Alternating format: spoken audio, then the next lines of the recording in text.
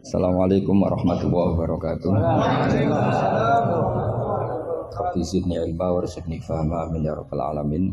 Allahumma shalli wa sallim ala sayyidina Maulana Muhammadin wa ala alihi wa sahbihi asma'in amma ba'du. Jadi untuk mengkaji fiqhul Quran itu pastikan status halal haramnya dulu. Tanpa itu basis makarimul akhlak tidak bisa.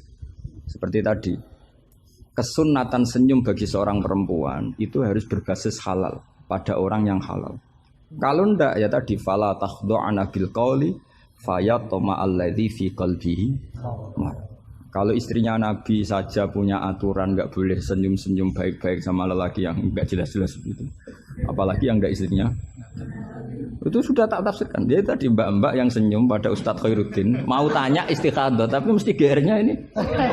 Wah, berarti seneng saya. Itu kan parah. Itu fayat ma'alladzi fi qalbihi marad. Kalau marodunya santri paling banter ingin dinikah. Kalau marodunya orang nakal kan lebih dari itu keinginannya itu. Nah, makanya ngaji fikih itu harus minimal itu ya mu'in, i'anah itu setengah hafal. Kenapa saya syaratkan setengah hafal? Kata ulama-ulama, belajar ilmu itu gampang. Kata beliau-beliau itu at-ta'ahul lil torfi, ya, belajar sebagian tapi sampai ta'ahul, sampai ahli betul. Semal ihtidak bibagi. Kemudian dari kamu ahli itu, pola-polanya akan kamu ketahui. Karena ilmu itu mesti polanya sama. Ya polanya itu sama. Misalnya begini, hukumnya bohong itu apa? Tidak sama jawab, hukumnya bohong. Haram lah, itu termasuk amatir teman. Belajar usul pakainya apa? Keliru. Kalau kamu jawab bohong itu ada yang wajib. Ada perempuan mau diperkosa sama orang fasik, lari sembunyi di rumah kamu.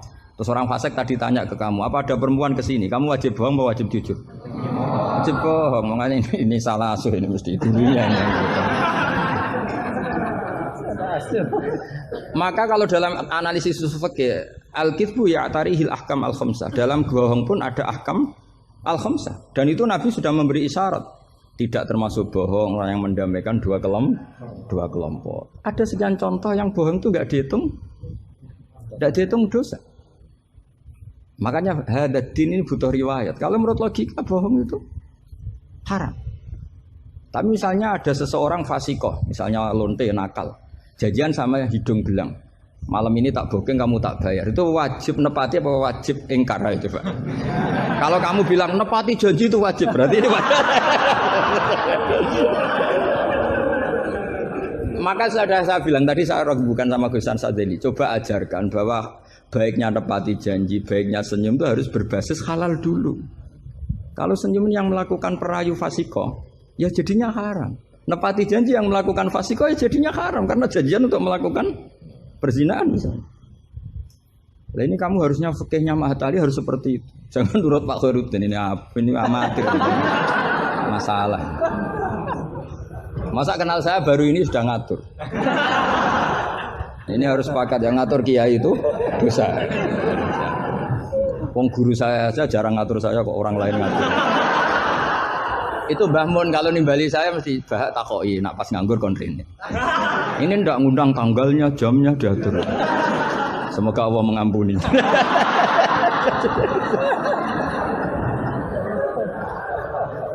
Ndak supaya Anda sadar bahwa di balik aturan-aturan prosedur juga aturan etika bainal ulama. Oke, aturan prosedur saya harus ngisi jam sekian. Itu aturan prosedur. Tapi aturan prosedur ini tidak mengalahkan hukum taklim mutaklim. Makanya semoga ngerubah jadwal ini bagian dari kafarah ya. Amin. Saya teruskan ya. Jadi fikih itu harus Anda itu harus setengah hafal. Ya minimal takrib mu'in. Nah, barokahnya setengah hafal ini kamu punya basis. Basis kalau basisnya kuat nanti bisa ihtidak ila bagihi. Misalnya begini. Kalau kamu maknani qasrul salat itu apa? Coba. Enggak jawab saja. Meskipun amatir jawab saja. Qasrul salat. Apa gurunya yang tanya? Nanti kalau enggak tahu malu kan. Ya kalau murid enggak benar kan pantas. Meskipun nanti enggak benar saya nyalakan gurunya juga. Coba jawab qasrul salat itu apa coba? Loh iya, maksudnya gimana? Dari 4 menjadi 2. Kalau dari 3 enggak kan? Dari 2 enggak bisa. Itu pengetahuan standar. Ya. Pengetahuan standar.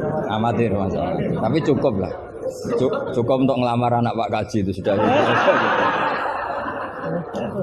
Tapi sebetulnya ada qasru sholat yang makna lain, yaitu minal wujub ila tarkil wujub, atau minal haram menjadi tidak haram, atau minal ibtal atau mubtilat menjadi tidak mubtilat.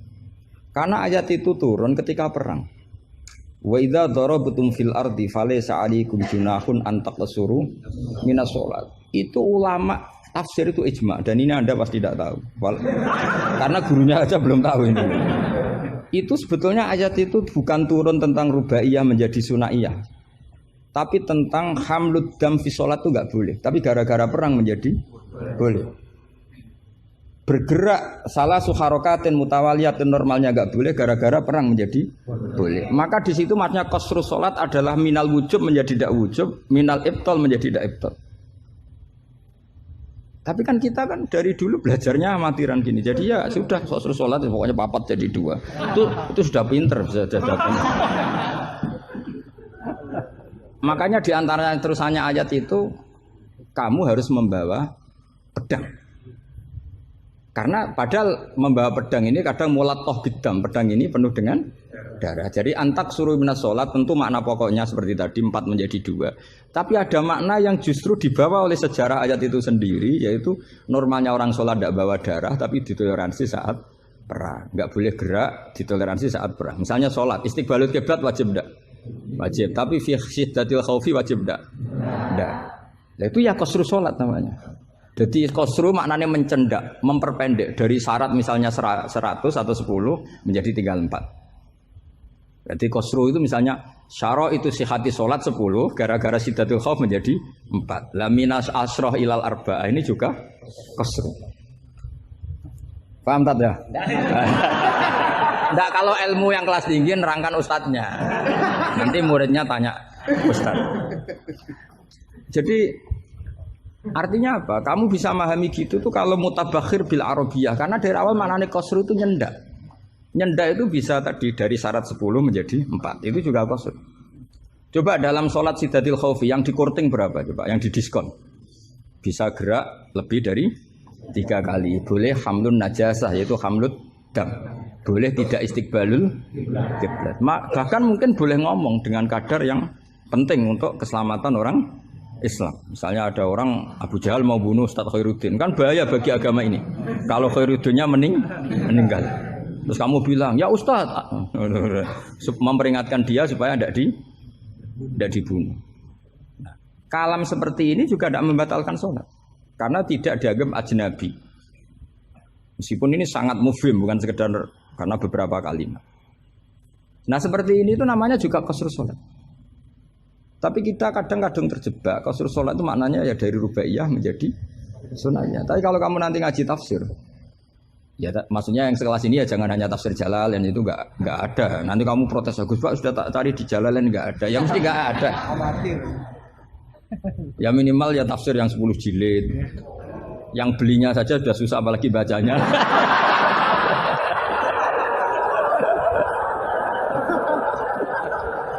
Ya kan, yang belinya aja sudah susah apalagi baca. Tapi kan sekarang ada. Kalau pakai Maktabah Syamilah itu kitab bakhil itu namanya. Orang kok gak mau modal itu. Beli HP 3 juta mau, pas mau beli kitab hanya pakai Maktabah Syamilah. Itu berapa harganya? 20.000. Itu kriminal menurut saya itu. Untuk calon ulama itu masalah. Karena kalau tradisinya ulama kan baca kitab, ditakriri, dibandingkan, terus dimuqabalah. Karena kalau kutubu Maktabah Syamilah mau kamu takriri gimana? Apalagi nyuwun sewu kalau ada tahrif atau apa kita ada ikut tanggung. Saya itu punya kitab Ihya itu kalau enggak 5-6 dari beberapa percetakan yang beda. Karena takut kadang tahrif. Apa? Tahrif itu potensinya begini ya. Makanya saya sarankan kalau Anda ingin mengkaji tafsir itu minimal i'anah itu setengah hafal. Karena dari hafal, kenapa saya milih i'anah? Karena qoribu ahdin bina, dekat sekali dengan kita. Misalnya sanad saya, misalnya saya Mbah Mun, Mbah Karim, Mbah Hashim pernah ngaji Syekh Mahfud Termas ngaji Sayyid Abi Bakar Sato Sohibul i'anah. Kalau saya sanad dari keluarga saya, malah mbah saya kandung itu pernah ketemu sama Said Abi Bakar Sato, pernah ngaji. Kalau sanad guru memang saya harus muter sampai 5. Di sebelah kiri juga sama, mbahnya istri saya namanya Mbah Murtado sama mbahnya Mas Kamil itu pernah ngaji Said Abi Bakar Sato. Sama saya tak cerita. Misalnya begini, ada kitab itu membuang la, dengarin ya, membuang la. Itu kalau Anda yang hanya belajar di Mahatali seperti ini, mungkin buang la itu aneh, karena la itu kata inti, tidak itu kan kata inti. Tapi di orang Arab, buang la itu biasa. Jika tafsir Jalalain selalu mengatakan la uqsimu bihadzal balad, la uqsimu biyaumil qiyamah, la zaidatun, la difonis ya zaidah. Wong la itu maknanya tidak kok dikatakan zaidah. Karena memang dalam muhawaratul Arab atau muhadatsatul Arab, mereka bilang la wawa. Orang Arab itu kalau bilang wawa itu enggak marem kalau tidak dimuqaddimai la wawa. Sehingga la difonis zaidah. Tapi problem dikatakan zaidah begini, apa betul iya? Karena kebalikannya juga ada. La itu ada tapi di lafadz tidak ada.